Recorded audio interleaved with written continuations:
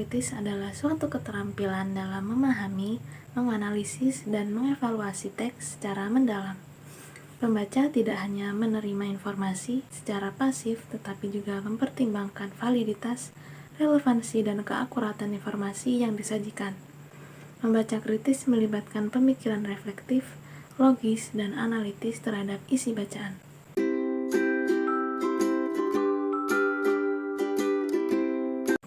Fungsi membaca kritis yaitu yang pertama, memahami makna teks secara mendalam, yang membantu pembaca memahami isi teks secara lebih komprehensif, tidak hanya dari permukaan, tetapi juga dari konteks yang lebih luas. Yang kedua, mengevaluasi kualitas informasi, mengidentifikasi apakah informasi dalam teks valid, akurat, dan tidak bias. Yang ketiga, mengembangkan pola pikir analitis, membantu pembaca berpikir lebih kritis dalam menilai argumen dan sudut pandang yang disajikan.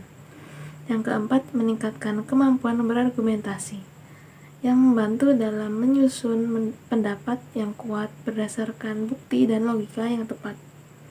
Yang kelima, meningkatkan kemampuan problem solving.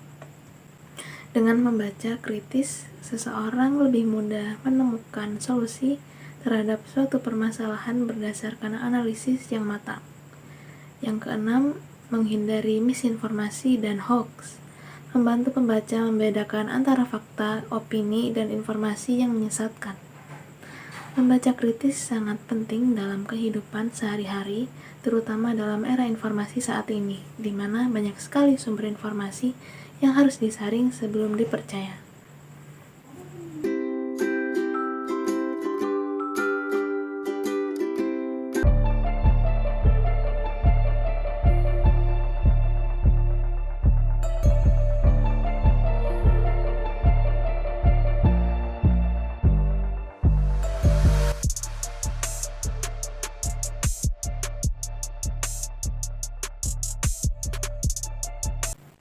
Pada tahun 2025, pemerintah Indonesia menerapkan kebijakan efisiensi anggaran yang berdampak pada berbagai sektor termasuk pendidikan.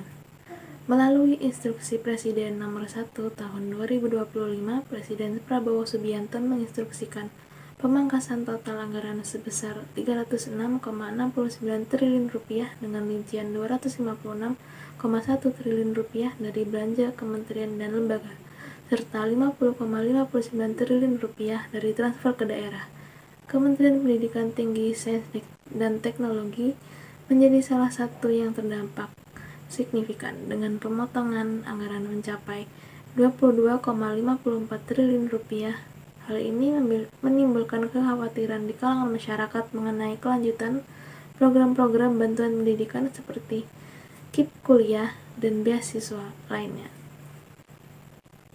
Akan tetapi, berita bahwa adanya potensi pemangkasan pada program-program bantuan pendidikan seperti KIPK dan beasiswa lainnya itu salah, karena Menteri Pendidikan Tinggi, Sains dan Teknologi Satria Sumantri menegaskan bahwa program beasiswa termasuk KIP Kuliah tidak akan terpengaruh oleh efisiensi anggaran ini, meskipun data menunjukkan adanya pengurangan pagu anggaran KIP Kuliah dari Rp14,698 triliun menjadi Rp1,319 triliun.